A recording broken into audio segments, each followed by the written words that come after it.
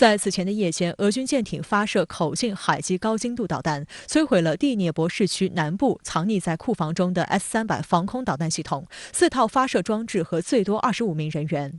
俄国防部发言人强调，被摧毁的 S-300防空系统是由欧洲某国交付给乌克兰基辅当局的。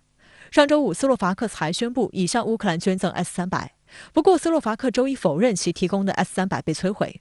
美国福布斯网站发表文章分析称，乌克兰虽然每周损失几辆 S-300防空导弹发射车，但仍然有大量剩余。报道称，当俄罗斯从2月23号晚开始发动在乌克兰的军事行动时，乌克兰拥有大约300辆发射车。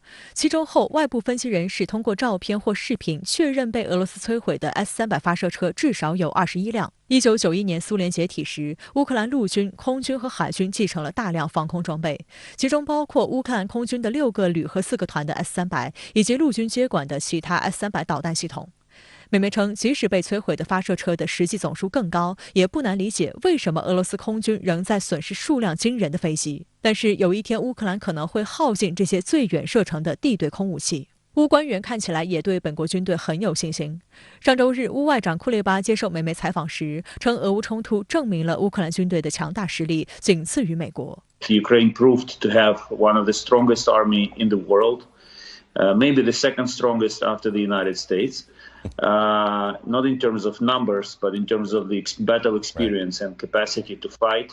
他借机向西方索要武器援助，称正是乌克兰的战斗才让西方各国免于和普京对抗。But all we need is state-of-the-art weapons of all kinds supplied to us. So we propose to the West and to NATO a fair deal.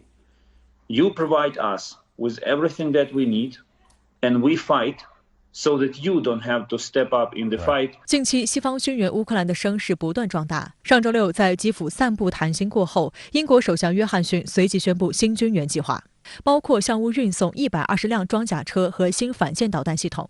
前一天，英国已宣布价值1亿英镑的一揽子援助计划。欧盟也在此前拨款10亿欧元购买武器的基础上，追加提供5亿欧元的新支持。自2月24号冲突爆发以来，美国对于乌克兰的军事援助总额已达14亿美元，包括标枪、毒刺等反坦克导弹、数百架弹簧刀无人机和反炮兵雷达，但其没有提供基辅要求的重型武器。周一，德国最大武器制造商之一莱茵金属公司称，已准备开始向乌克兰提供50辆退役的豹一坦克，如果德国批准的话，6周可以供货。不过，乌克兰军方学会使用德制装备需要花费数周的时间。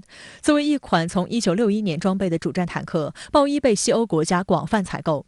截止到1989年时，西德陆军装备了2437辆豹一，荷兰陆军装备了468辆豹一，比利时陆军装备了334辆，丹麦陆军装备了120辆豹一。这还是当时欧洲各国陆军的现役豹一，如果算上已经封存的型号，总数量会更多。